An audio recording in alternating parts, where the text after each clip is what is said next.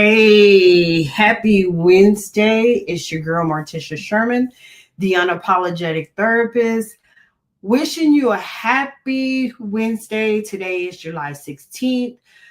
So much stuff has transpired over the past couple of days. I am so excited about this Saturday's event. I got so much to talk about, so many details to give you on information that is being provided. When I say I'm excited about this event, when I say that there's nothing on God's green earth that could discourage me about this Saturday, because God is so faithful and He is so great.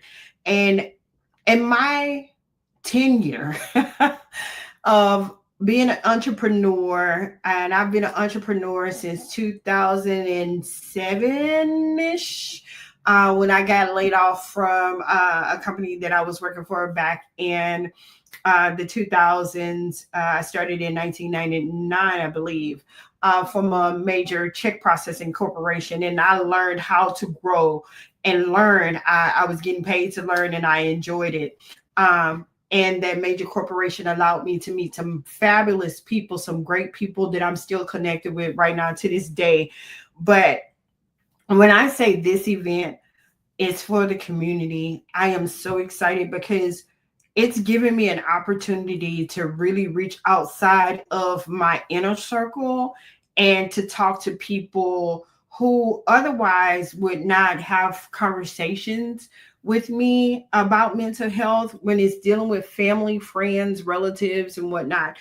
So again, this podcast, this platform was created for you, the viewers, you, the clients, you, the individuals, you, so you can take the word and spread it.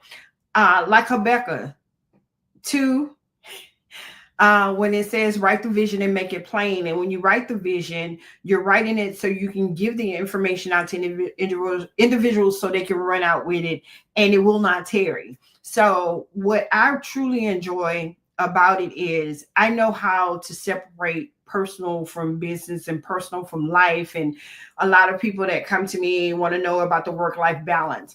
And this week actually gave me a reality check.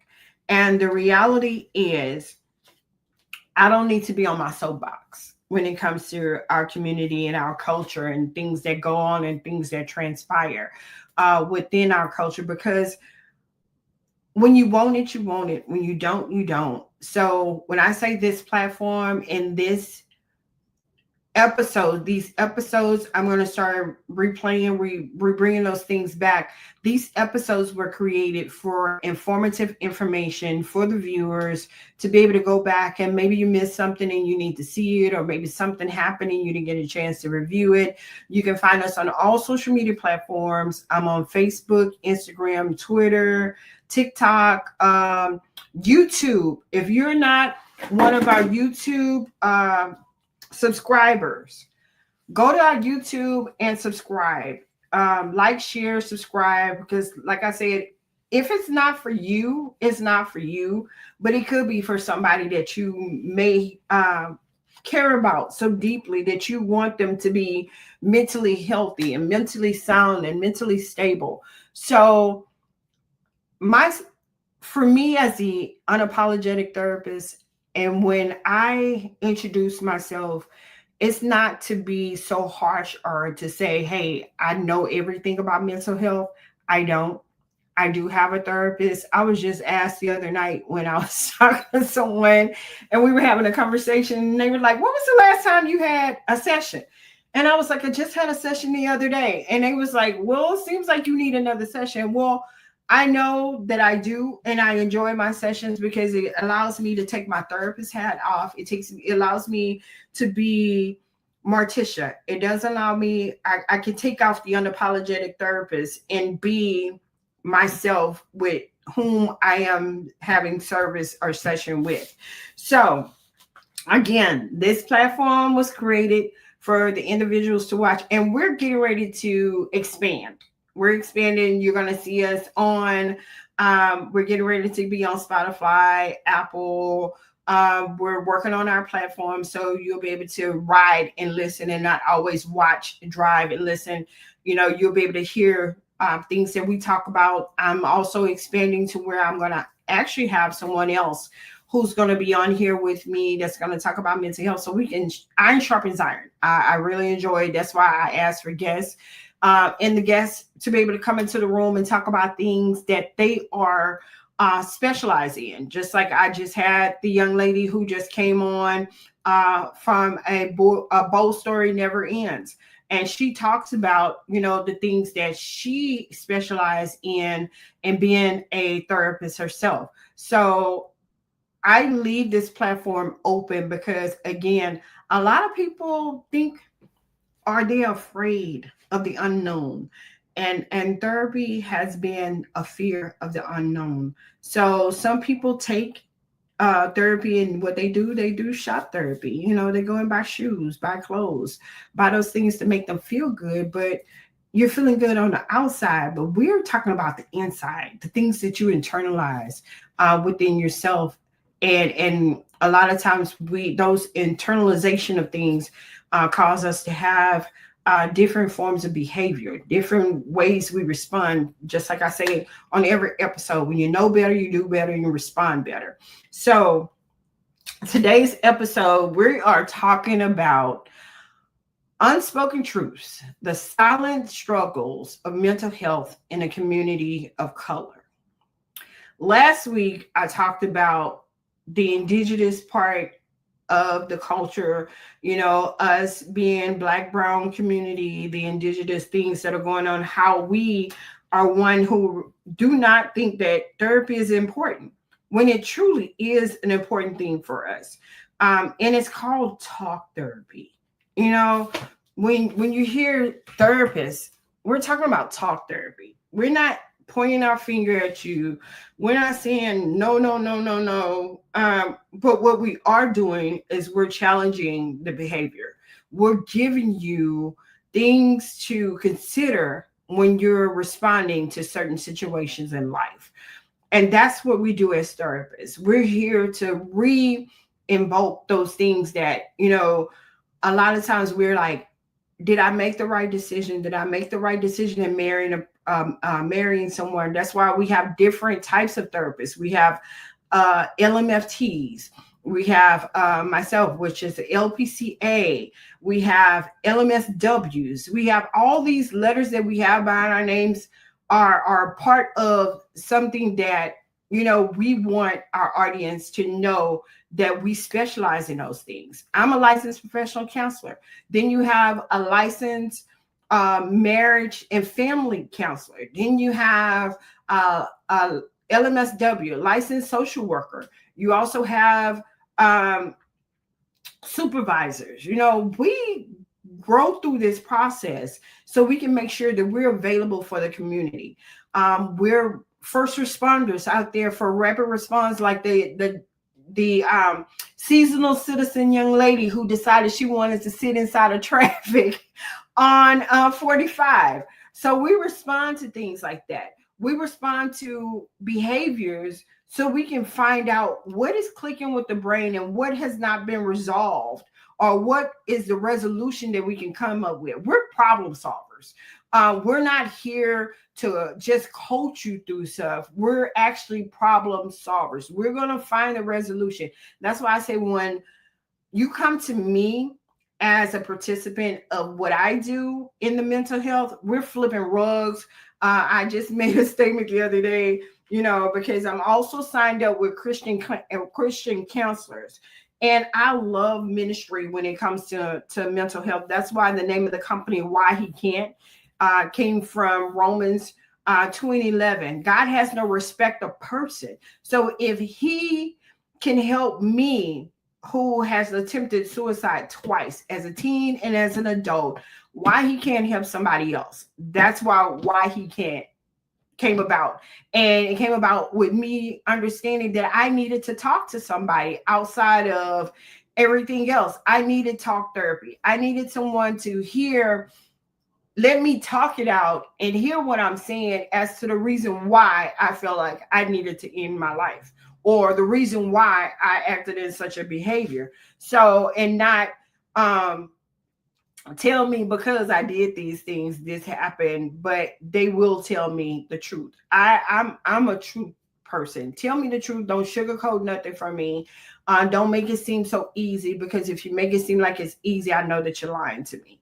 And it's only so far you can go when you're lying to me. So today I want to talk about breaking the silence, the cultural stigma of mental health, and we're going to explore expectations, generational trauma, systematic barriers contributed to silence around mental health, and what it takes to dismantle the stigma. So I brought up some topics, and in bringing up those topics, when I say generational trauma and when we say cultural expectations, let's go to cultural expectations. As a culture, we have these high expectations of, I need to live this lifestyle that is beyond me. And a lot of times it causes stress.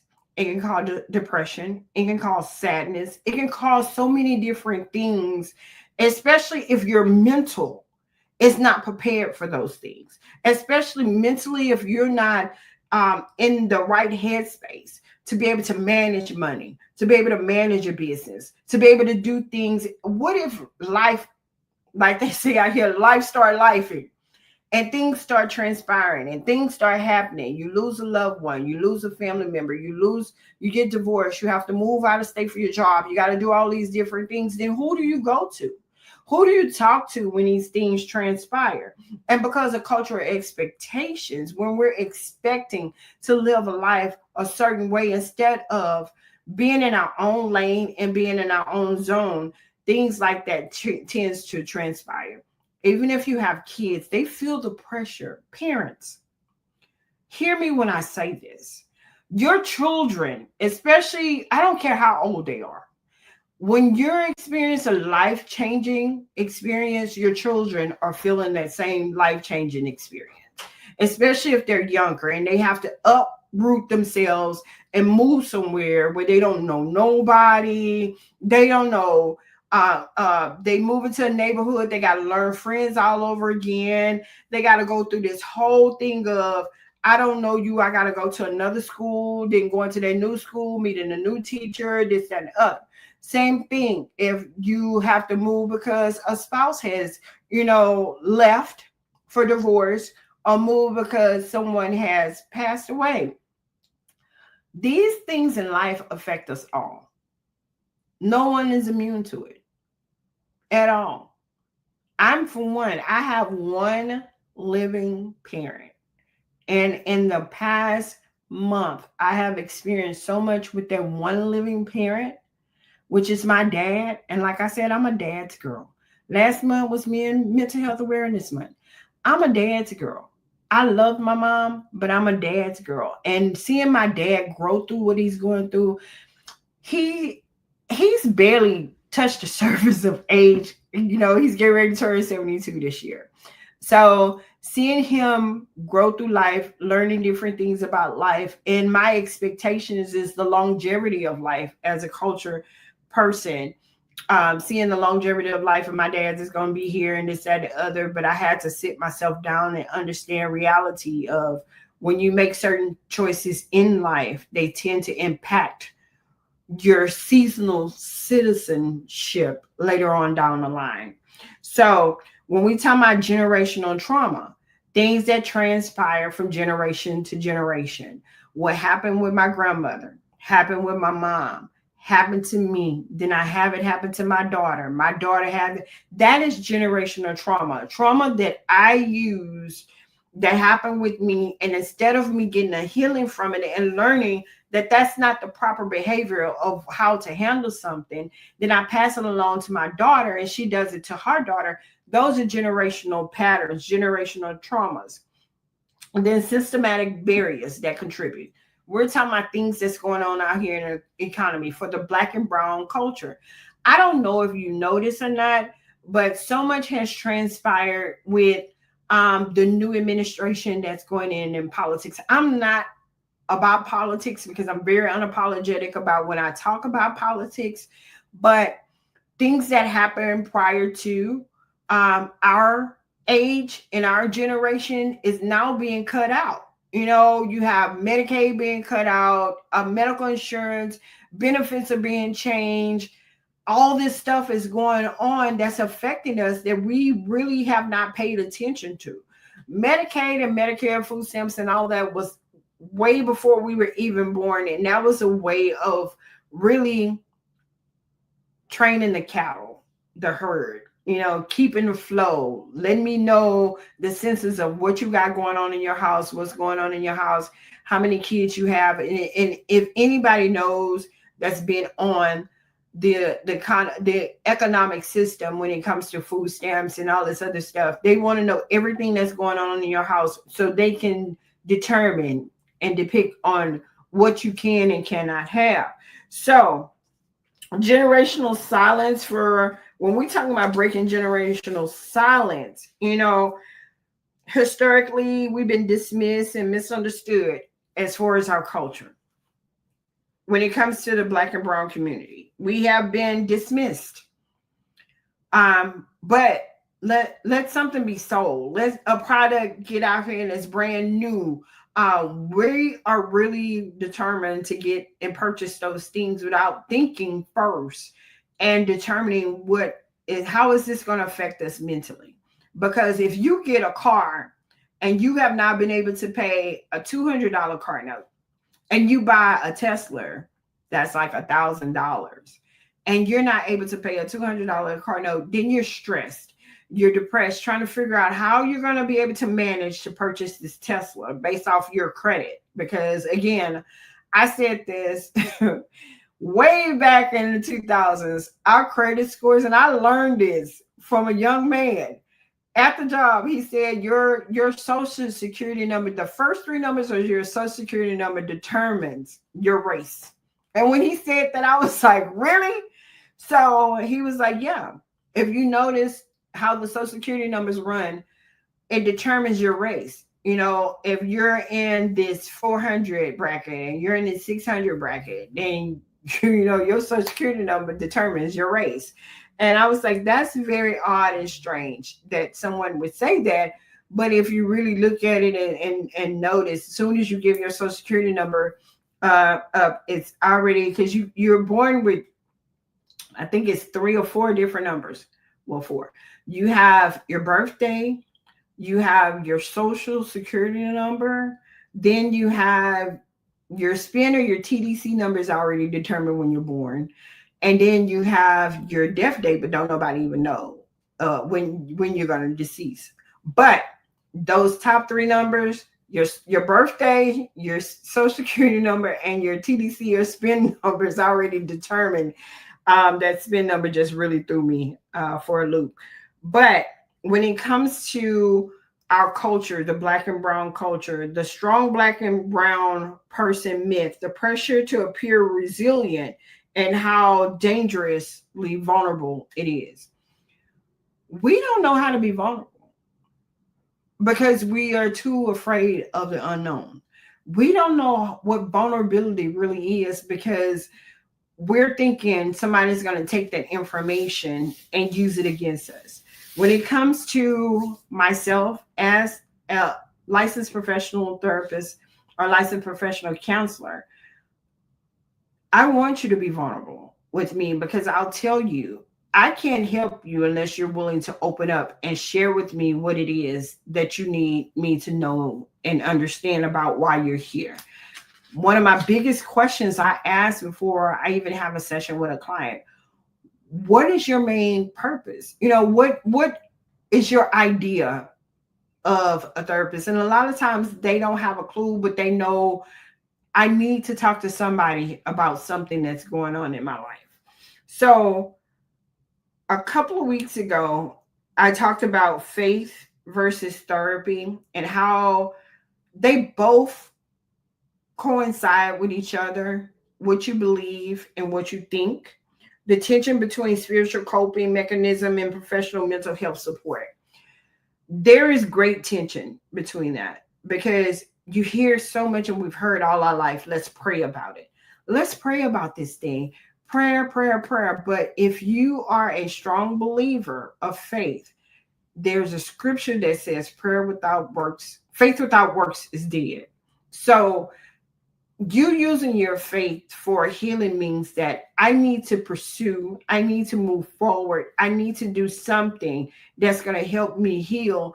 I can pray all I want, but I need to also talk and speak to someone to help me in my healing, because my thoughts are my thoughts, but I need to control my thoughts, because my thoughts sometimes get me in a pickle or in a situation where I'm like, okay, I need to speak to someone. Therapy is a safe space. Therapy, I'll say this again. Therapy is a safe space, especially when you're connected with the right therapist. When you find that person that's going to be real with you, when you find that person that's going to be like, okay, I am here. I'm your sounding board. Let's talk about this. Let's get this done. Let's talk about what's going on. Let me find out what is what. And finding the right language of access, finding the right language, asking the right questions. And a lot of times we don't know how to ask the right questions, just like going inside of a doctor's office and you're wanting to know, you're having these signs and symptoms, but you're asking a doctor, you're too afraid to tell the doctor what's really going on, but for fear of the unknown across the board, the fear of the unknown. So how the lack of confidence, how the lack of culturally relative terminology and resources hinders open dialogue. Talk to me. I can come from all different sides of the spectrum when you're talking about, open dialogue. I'm open to conversation no matter what language you talk. If you're saying, hey, I want to talk in this type of fashion, I can go from talking proper to talking a different type of way. I meet my clients where they are. That's my thing. I meet the individuals where they are. And I would say a lot of times when I would have a session and we were talking, I was like, sometimes I can be a part of the cursing ministry. And please forgive me when I say, because I'd be like, what the, and when did that happen? And a lot of times we have to watch our facial expressions, because my face would tell it all. My face would tell you it'll curse without me even having a curse. So, but I enjoy, because I'm going to bring some laughter into it. And sometimes it may not be a laughing situation. Sometimes there's tears, and unapologetically stop saying, I don't want to cry. Stop saying, I'm about to cry. Cry. Because again, you have tear ducts for a reason. You have all these things on your body as an element for a reason. You were created in a human form to be able to display emotions, feelings, which we know feelings can sometimes not be true. Emotions. If I show you my hat, I'm enjoying my hat that I created from Disney on Inside Out. I'm gonna get it when I show you this other stuff that's going on. But being able to talk about the impact of what's going on here now in the community. I was just listening today in the visible wounds that we encounter. Also sharing a narrative, ways individual organizations are challenging stigma and normalizing mental health conversations. I say this over and over again. Let's normalize talking about mental health. And you will see, once you start normalizing stuff, it's so easy to talk about. You'll be able to easily talk to someone and express your concerns and your desires and what it is that's bothering you so deeply, and not always taking it to your family, friends, and loved ones, because again, you don't know what they're dealing with and how they're processing stuff. And if you are a true friend, if you are a true relative, if you are a true person that really cares about someone to that capacity, let them know it's okay to reach out to a professional. that can easily help them and guide them and give them resolutions to those problems that they feel that is overwhelming and taking up more time and mind space. When it's taking up too much of your space, it's taking up too much head space inside of your brain to you are not functioning to your full capacity when it comes to thought because you're so overwhelmed and consumed with life. So that's when we step in and we give you that foundation. We break up ground, we break up barriers, we break up these generational situationships that we're in when it comes to our mental health. So when we talk about invisible wounds that impact of radical trauma or racial trauma and on mental health well-being, um, history, the history of slavery, the history of colonization, the history of displacement continues to echo in the mental health outcomes. We are so far behind on enemy lines, the Black and brown community. We are far behind on the enemy lines. Not to say that even with our counterparts are holding us back, but mental wise, we are so far behind enemy lines. We put value on things that depreciate soon as we get them, rather than put value on our mind to continue to grow and our mental health to continue to get better. We would rather go and buy things that really do depreciate. I'm talking about the only thing that you could probably get equity in right now is a house or the stock market. And if you're a continual person that likes to continue to work with numbers in the stock market, you can see the value. Of course, there's some good and some bad, just the same as the housing market can go up, it can go down. But we tend to put things in place that really don't hold any value when it comes to our mental health. Because again, we'll buy something and then turn around and feel bad or wonder how we're going to pay something later because we decided to make a purchase or decided to put value on something that really did not hold value for us. There are so many people out here in society, in the world today, that's like, come buy this, come buy this, come do this, come do that, come purchase this.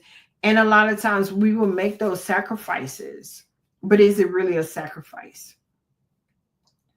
Is it really a sacrifice when you're going to buy something that's not really of value instead of best preparing your mental health for a healthier way of purchasing, a healthier way of seeing life differently, a healthier way to do things and normalizing conversation? Therapy is not as expensive as people think. A lot of times insurance will cover it. A lot of times insurance will expect you to pay a copay. And these copays and deductibles are not high. Now, if you're coming to someone like myself or some of my other colleagues, we do have self-pay. We do have packages. If you want to see us more than so many times a year, you can purchase a package. You can purchase a subscription. You can do these things. And if you find value in it, you have the money to pay for it, then you pay for it up front. And then you can set your own pace. You can set your own schedule. Like for myself, I have coaching sessions where you can join in for a coaching session I have for $300 where you get I think it's like 4 or 5 sessions and you can space that out in 2 months. But the thing of it is how to change our mentality, how to change our mindset, how to really focus in on what the value is in having therapy, what the value is talking with a psychotherapist. Systematic negative, underrepresentation in mental health research, care, and policies. We don't know what we don't know, but that cliche, what we don't know won't hurt us, is a lie. What we don't know will hurt us. It hurts us all the time. It hurts us every day. It hurts us so much till we constantly are making the same decisions of, I don't know it, so it won't hurt me. Sticks and stones may break my bones, but words will never hurt me. That's a lie. Sticks and stones may break your bones, but words will continue to fester up inside of you and cause you to make decisions that are not real good decisions for your life. Um, when I tell people, I don't look like what I've been through. Of course, I turned 54 this year. I was like, oh my God, I do turn 54. I thought it was turning 53, but I turned 54 this year. And I'm excited because I'm learning more now in my years. I make the statement, I have more years ahead of me than I do behind me. Reason being is because I trust the word. It says 120 years, argue me down unapologetically. I will not. And I found the scripture that did say it, that we're promised or we're given 120 years. It's how you run your life.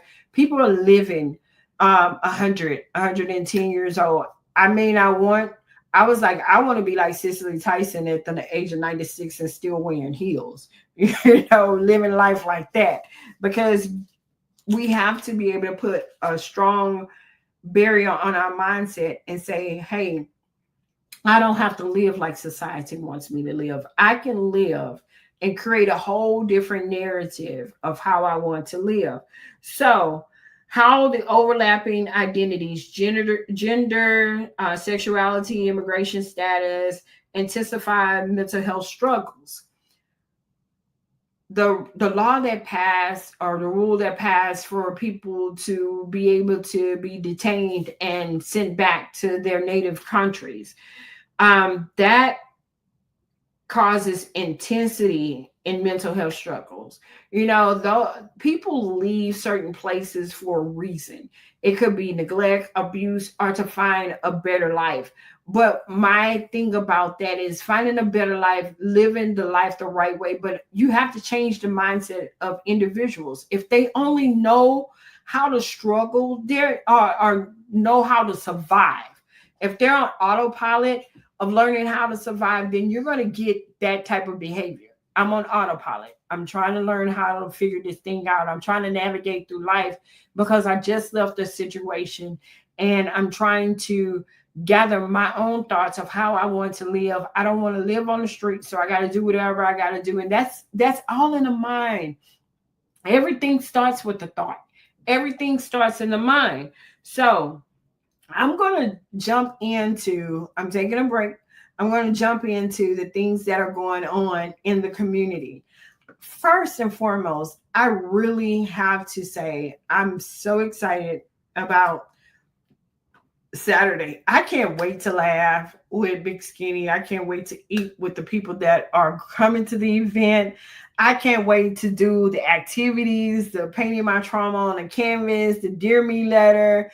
I can't wait to enjoy the DJ that's going to be there, DJ Groove, how he's coming on the ones and twos. And we're going to be just doing some dancing, eating, fellowshipping, talking. Also, it's been out there in the community. Churches, organizations have been invited. We have some participations that's coming in. We got some vendors that's going to be there. Of course, we have Texas ABA Center. They're going to be there hosting at a table. We also have a bold story never ends. Is going to also have a table there talking about their information and what they got going on. But oh yeah, and I'm still a part of the DeSoto Park event that's going on with youth and adolescents in the community, and talking to them about mental health and whatnot. And then, of course, after the event, if you have not made it to the event, I will be in the community. Yes, Why He Can't is a proud sponsor of Kids Summer and Food and Clothing, that's being hosted by the Critical Show. We are going to be there in the house. I can't wait to meet everybody. They'll get a chance to meet me face to face, the unapologetic therapist, Martisha Sherman. But here's the thing that I am so excited about. NAG Mindful Therapy. We have a sponsor.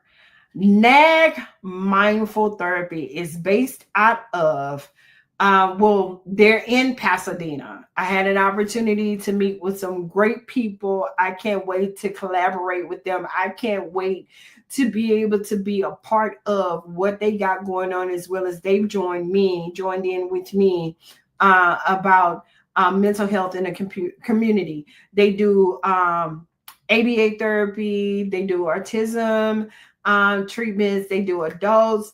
I mean, I went to the office in Pasadena and I love the aesthetics. And I was like, oh, I'm gonna have to steal these ideas of aesthetics in my office because it was so therapeutic. And I had a chance to meet some of the great people for this organization, and they reached out to me and said, we like what you're doing, we want to be a part of it, let's go ahead and build a collaborative relationship, let's build a friendship or relationship. And that's how I am.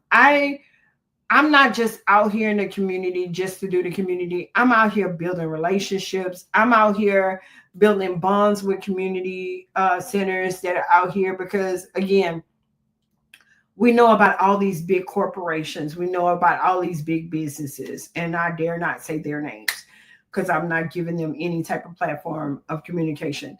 But I don't like numbers. I like quality over quantity.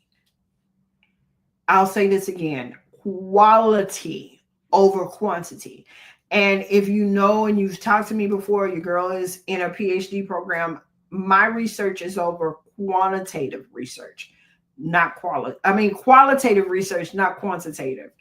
I like the quality of mental health. I want to see a thing through. I already have my dissertation already ready.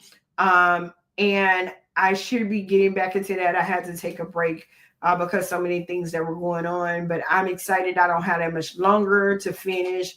I'm excited about the university that I'm a part of, Grand Canyon University. Woo, go Lopes. But I enjoy quality. And that's one of my love language, quality time. And it's something about getting the quality care of a situation far passes or go far beyond those who in the numbers. I don't see none of my individuals as a number because I'm going to give you the service that I believe and I want to have, being that I'm talking to a therapist. I want to give you that tentative ear. I'm a listener. And when I listen, I'm not really at the point of internalizing, but I'm listening to hear, not just listening to respond. Because that's the thing with a lot of people. We listen to respond instead of listening to hear what is going on in a conversation. So with that, like I said, I'm so excited about our sponsor, NAC Mindful Therapy. Went to their Pasadena office. I believe they're getting ready to have an office in Webster. They have another office, I believe, in LaPorte. They're mostly southeast area, but I'm really trying to get them to come on the north side because it's needed all over in the area. And this is a private sector. So, but I really enjoy it. And like I said, the whole thing about being in their office and the aesthetics of how they treat and give the quality of care to the families that are in that area. Of course, I do have a private practice, and my private practice is why he can, where we're bringing faith and mental health together to really get a true understanding that mental health actually did start in the Bible. I don't. You can argue me down, but I can show you where it actually started. We can go with Adam and Eve, then we can go with Cain and Abel. We can go with Abraham and Isaac. We can go many different directions. We can go to the guy who kept throwing his body in a fire. because he was being tormented by spirits. But that's pretty much what I would say in that regards. So let's get back on topic. Healing in the community, reclaiming safe spaces, and collective care. So, culturally rooted healing. We're talking about being able to get what it is that you need when you're talking to someone like myself. The role of ancestral practice, storytelling, and ritual emotional recovery. So, a lot of times, we as kids, when I say generational trauma, we hear things that our parents tell us that they've been through as kids and this, that, and the other. And, it's not an acceptable behavior. That's why I said not everybody has gone through childhood trauma. Not everybody has had generational trauma passed down to them either. But those who have had it, you've heard the story, mom said that, she was being molested by a family member. Dad said he was being molested, or different things. Sometimes they're open about it, sometimes they're not. But what I'm finding now is more of my seasonal citizens are becoming more open to mental health therapy. And reason being is because they now are saying this didn't feel right, or something happened and I need to know, why do I feel this way, and why am I, because a lot of them are going back and remembering things that happened to them when they were kids. And now it's like, hey, I need to have this conversation because this didn't sit well with me. And then you have community led initiatives. So we have the grassroots movement. We have mutual aid. We have peer support network, making mental health accessible. That is a goal where you're going to have, most definitely, with Why He Can't, peer support. Other organizations are offering it. But again, like I said, we're all about quality and not quantity, because your healing is very important to me. Creating safe spaces for you is very important to me. So the unspoken truth, those silent struggles about mental health in the community, suicide has been so silent. I was asked to give numbers before about how the count of suicide in the Black and Brown community. It's not counted as much as it is because it's not reported as much. A lot of things are going unreported, and that's why we're not seeing the statistical numbers of what's going on in the Black and Brown community when it comes to suicide, when it comes to overdosing on a drug, or any type of thing when it comes to mental health.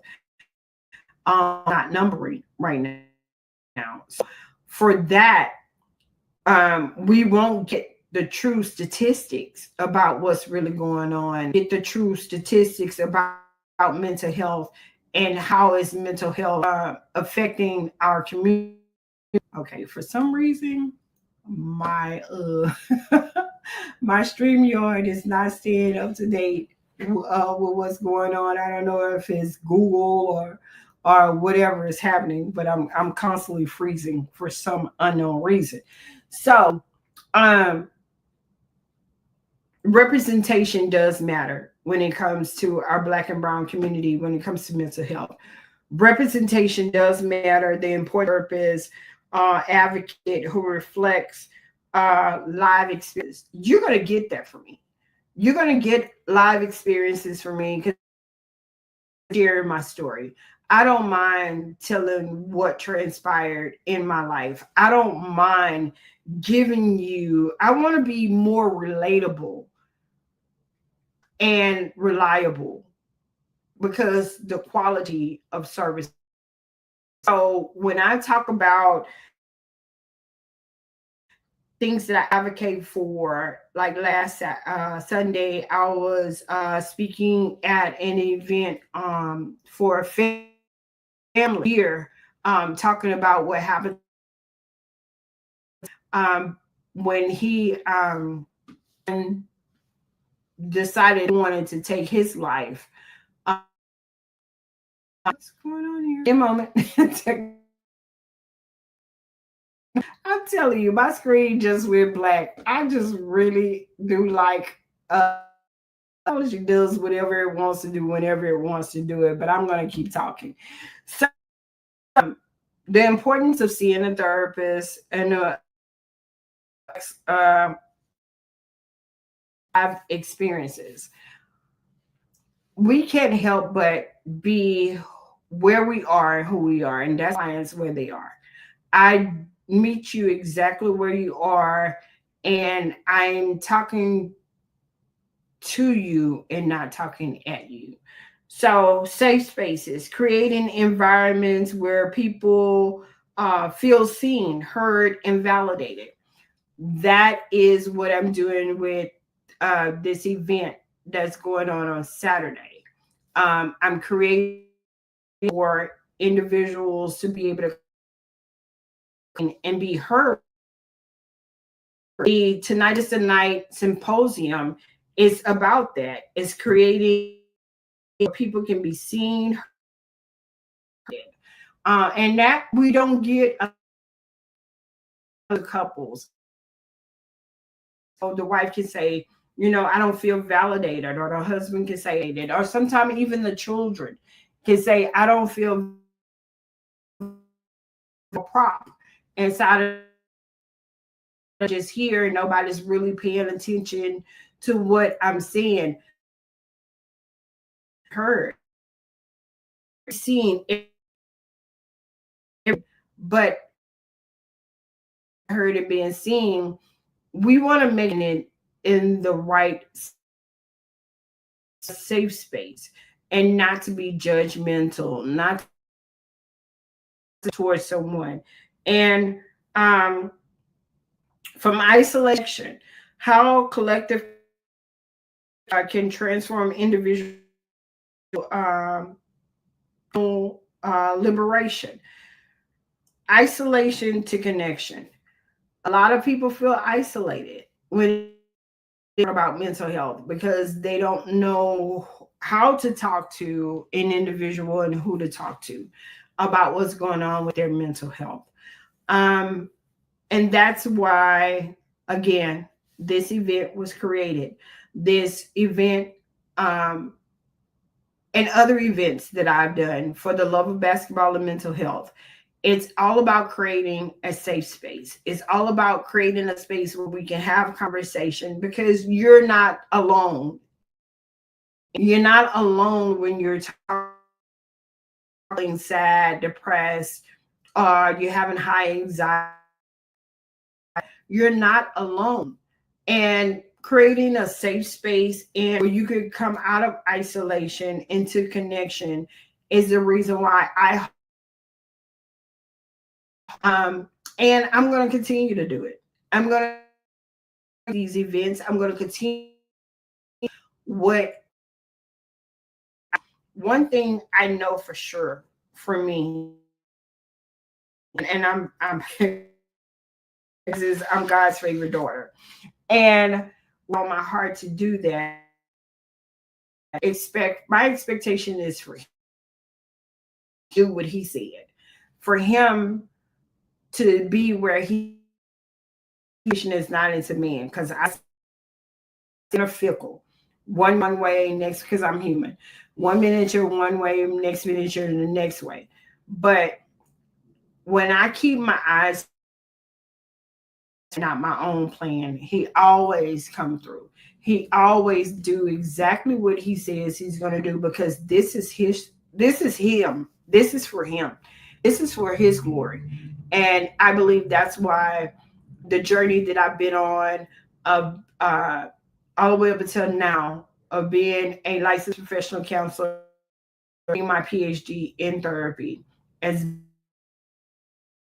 a counselor is all a part of his plan. And I'm excited as well as a willing vessel. I don't do things for man. Will disappoint.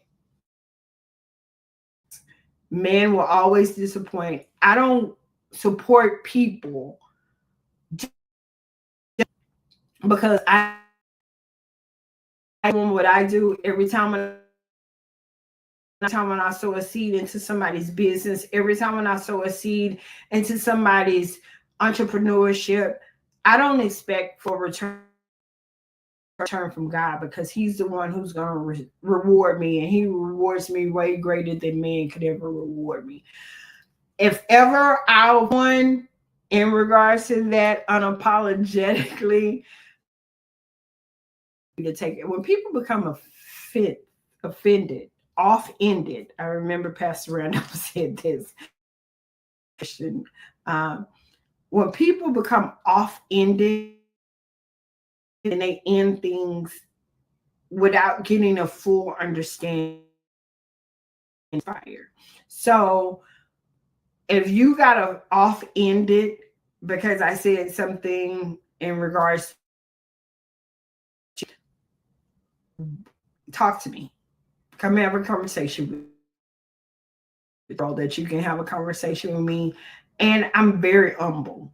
I believe in having great humility in what I do, because at the end of the day, I have to be accountable for how. You don't have to be accountable. I have to be accountable. That's why I support people. To my heart, I do it from the love of my heart, and I'm going to continue.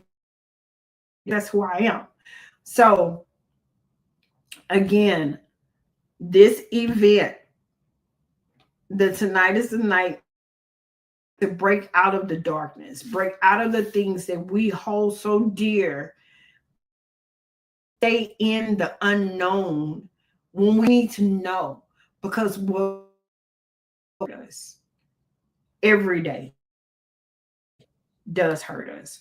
So it's to create an environment where you can be seen, where you can be heard, and we want to validate questions. Come with your concerns.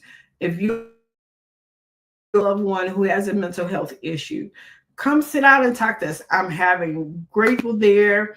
Mr. White, Mr. Chris White. My vendors and my guests are going to be there talking. We're having a comedian.